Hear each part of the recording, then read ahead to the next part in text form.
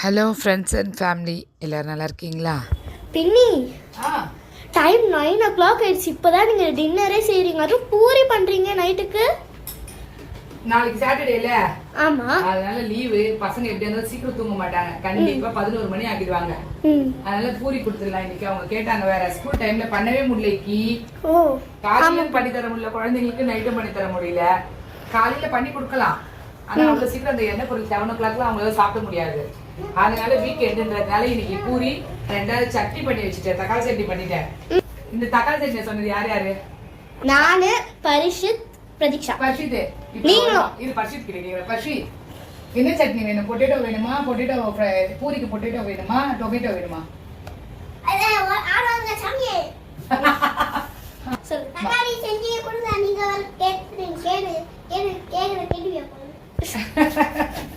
வாய பாரு, வாய் கொடுத்து தக்காளி சட்னி பண்ணி தரவா? நல்ல வக்கனையா கேக்குற. எல்கேஜி படிக்கிற பையன் மாதிரியா பேசுற? இப்பவே என்ன இவ்வளவு வேலை வாங்குறியே? நீ எல்லாம் வளர்ந்து வந்தீங்கன்னா எவ்வளவு வேலை அம்மா வாங்குவ?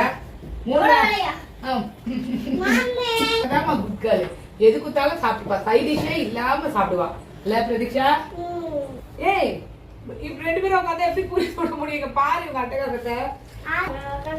சின்ன அவர்கிட்ட எண்ணெய் பாக்கெட் எடுத்துட்டாங்க, பூரிக்கு எண்ணெய் இல்லை. என்ன இந்த பூரியே போட்டு முடிச்சுட்டு இருக்கலாம், இன்னும் வரல. எங்கம்மா அவரு?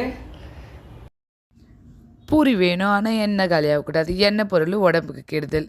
சரி, உங்களுக்கு எதாவது டிப்ஸ் இருந்தால் சொல்லுங்கள், எண்ணெயே இல்லாமல் செய்கிற மாதிரி இதெல்லாம்.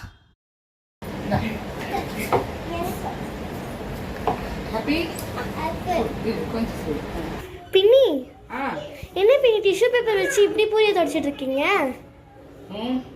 அவர் இருக்காரு, கொஞ்சம் எண்ணெய் வந்தா கூட என்ன பூரி லீவ்ல என்ன, என்ன பூரி லீவ்ல என்ன அப்படின்றாரு. பூரினாலும் என்ன தானமா?